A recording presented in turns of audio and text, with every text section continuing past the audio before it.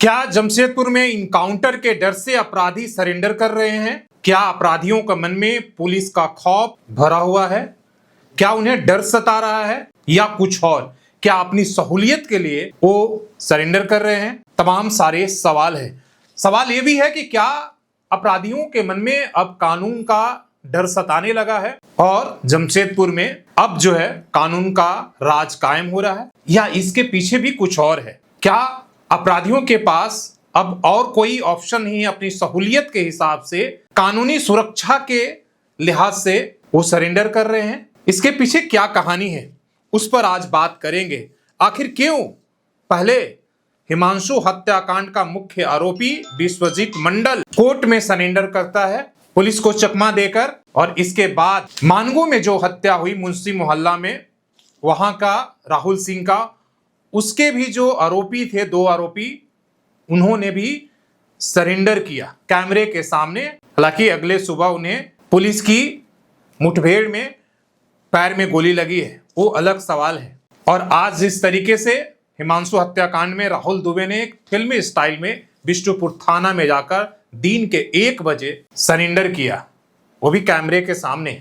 तो इन जो ये पिछले 2 दिनों में 24 और 48 घंटे के बीच में जिस तरीके से इस सरेंडर का एक के बाद एक प्रक्रिया चल रही है, तो क्या इसके पीछे पुलिस की दबिश काम कर रही है? डर सता रहा है उनको कि कहीं इनकाउंटर हो जाएगा। पब्लिक का जिस तरीके से दबाव है और पुलिस पर जिस तरीके से अपनी छवि को सुधारने को लेकर, कानून का राज कायम करने को लेकर दबाव है, उसमें कहीं उसको भाप कर ही सरेंडर कर रहे हैं। सवाल ये भी है कि जब इनके मन में पुलिस का डर है, अगर कानून का भय सता रहा है, तो फिर अपराध करने से क्यों नहीं डर रहे? फिर अपराध पर क्यों नहीं रोक लग रहा है? अपराधियों का मन जब किसी भी घटना को अंजाम दे रहे हैं तो उस समय विचलित क्यों नहीं हो रहा है? लेकिन पिछले 24 से 48 घंटे में जिन 3 लोगों को मैंने सरेंडर करने का जिक्र किया, विश्वजीत मंडल उर्फ बोदरा, राहुल दुबे और सब्बे, आप देखेंगे जब इन्हों सरेंडर कर रहे हैं कैमरे के सामने या किसी भी तरीके से,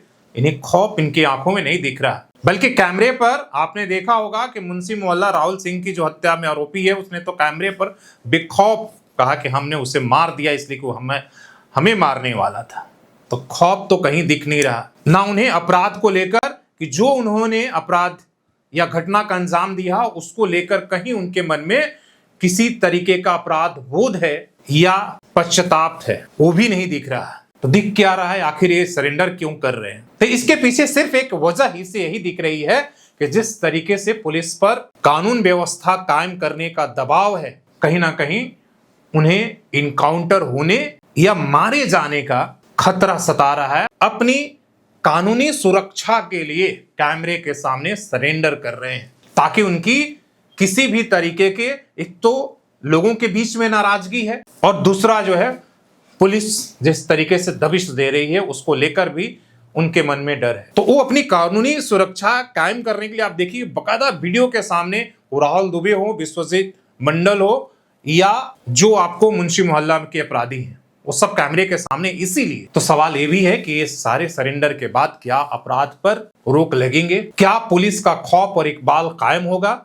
जिससे अपराधी अभी सरेंडर करने के लिए मजबूर हो रहे, अपराध करने से भी रुक गया? ये भी एक बहुत बड़ी चुनौती है और उसके लिए पुलिस को फिर से सिर्फ पुलिसिंग पर ध्यान देनी हो। वैसे अपराधियों को लेकर जो हर थाने में, हर इलाके में उनका एक गिरोह चल रहा है, माफियागिरी चल रही है, जो डर चल रहा है, उसे तोड़ना हो, चक्र को तोड़ना हो, जो हर चौक चौराहे पर हर जगह जो अड्डाबाजी चल रही है, जब तक उनके मन में खौफ ना हो, उनके अपराध करने से पहले पुलिस को उन्हें दबोचना हो, तब जाकर ये होगा। फिलहाल आप कह सकते हैं कि माहौल एक बना हुआ है, लेकिन आगे क्या कुछ होगा ये बताना बड़ा मुश्किल है। पुलिस के लिए भी चुनौती है। पुलिस लगातार घटना के बाद उसकी कोशिश है कि तुम अपराधियों को पकड़े, लेकिन पुलिस को अब एक स्टेप आगे जाना होगा कि अपराध होने से पहले वैसे अपराधियों को चिन्हित करके सलाखों के पीछे या वैसे लोगों को जो है तड़ी पार करना होगा, तब जाकर कहीं जाकर शहर शांत होगा। इसलिए कि अभी शहर की संख्या जिस तरीके जनसंख्या बढ़ी है, अपराधियों की संख्या भी उसी रफ्तार से बढ़ी है। चुनौती बहुत है। तो आप अपनी राय जरूर कि कानून का डर सता रहा है या इनके मन में कुछ और है, सिर्फ कानूनी सुरक्षा प्राप्त करने के लिए, अपनी जान की सुरक्षा प्राप्त करने के लिए सरेंडर का नाटक कर रहे हैं। धन्यवाद।